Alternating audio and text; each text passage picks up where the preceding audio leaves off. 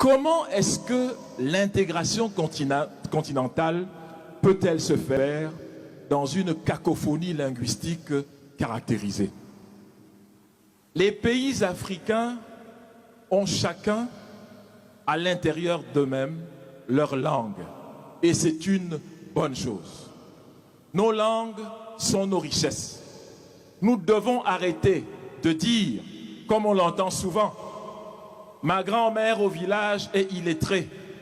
Pourquoi? Parce qu'elle parle le Chiluba, parce qu'elle parle le Kikongo, parce qu'elle parle le Peul. Non, votre grand-mère n'est pas illettrée du tout.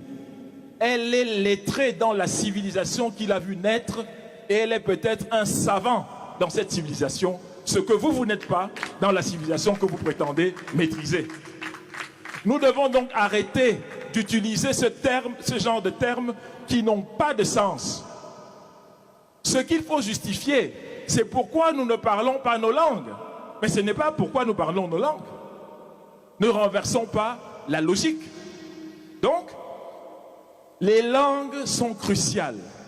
Parce que comme le dit Ngugi wa Thiong'o, spécialiste kényan, homme de lettres, il dit clairement que les langues ne sont pas seulement un vecteur de communication.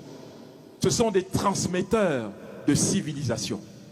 Celles et ceux qui veulent vous dominer vont d'abord s'assurer que vous éteignez votre langue, c'est-à-dire votre essence personnelle, votre culture personnelle, et que vous adoptiez la leur qu'ils vont sublimer comme étant quelque chose d'extraordinaire. Et malheureusement, ça a beaucoup réussi. Parce qu'on voit bien des Africains, non seulement qui ne connaissent pas leur langue, mais pire encore, sont fiers de dire qu'ils ne connaissent pas leur langue. C'est une catastrophe. Donc, nous proposons que une langue transafricaine soit restaurée, instaurée à travers tout le continent.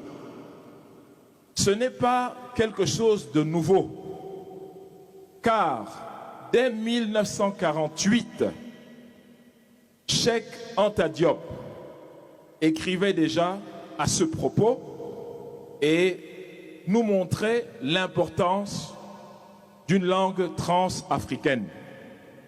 Je pense qu'il est absolument crucial pour nous de savoir que, en instaurant une langue, et il a proposé le Kiswahili, en instaurant une langue, nous allons ouvrir l'Afrique aux Africains.